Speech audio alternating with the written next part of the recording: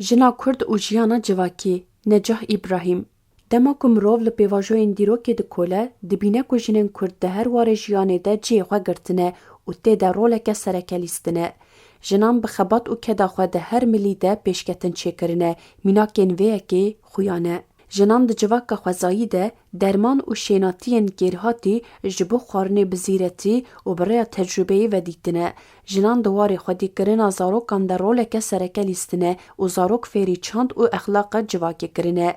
Jinan di warê çêkirina xwarinê, di warê dermanê gelêrî, di warê zarbêjiyê de û stranbêjiyê de, di warê şîret û pendan de rol lîstine. û bi rêya zarê jinan çand û ziman hatine parastin. Jinan bi çîrok û meselokên zarokên xwe fêrî ziman û çandê kirin. Yani jinan di gelek qadan de xebat meşandine.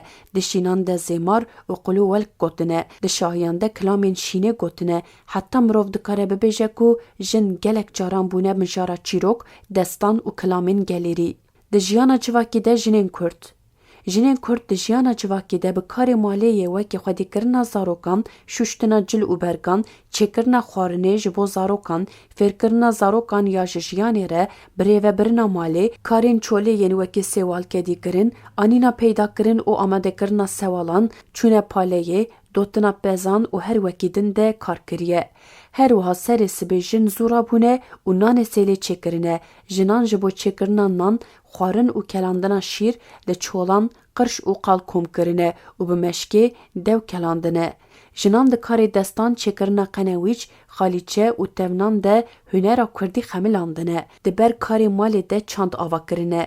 û li rex vê ji aliyê mêr, bav û birayê xwe ve rastî tundiyê hatine. Fêrkirina ziman û çandê.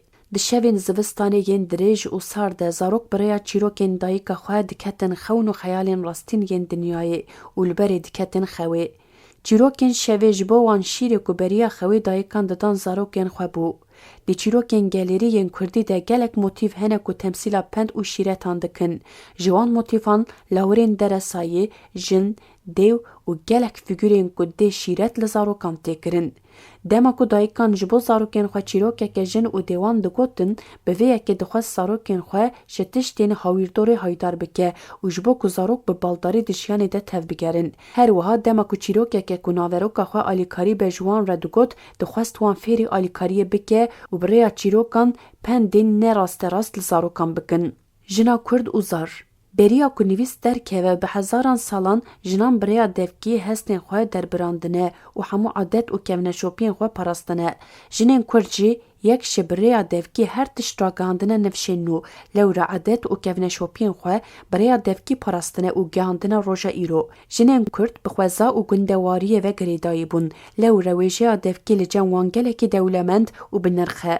Ew dewlemendiya wêjeya wan ya devkî jî ji jiyana wan ya civakî û jiyana wan di nava xwezayê de hatiye derdê.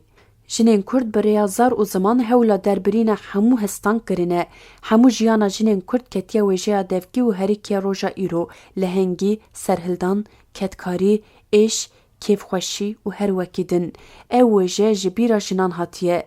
Jinan di her dewr û demê de bi zar û zimanê xwe derbirîna hestên xwe kirine. Jinan di karan de mewlûdan de di şîn û şahiyan de kilam gotine. Lê em dibînin ku ji ber ola İslamê serdestiya mêran û adetên civakî tenê li paş perdeyê de dengbêjiyê kirine. Ji vê yekê tê fêmkirin ku jinan di qesr û qonaxan de mîr û axayan di civatên mêran de dengbêjî nekirine. Jina Kurd û huner.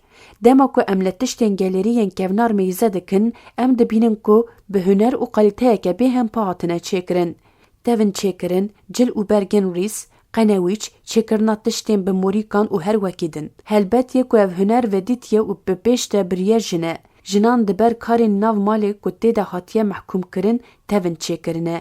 Qenewîç û cil dirûtine. Şalikên nimêjê, xalîçe, palas û bi derziyên bedew ristine.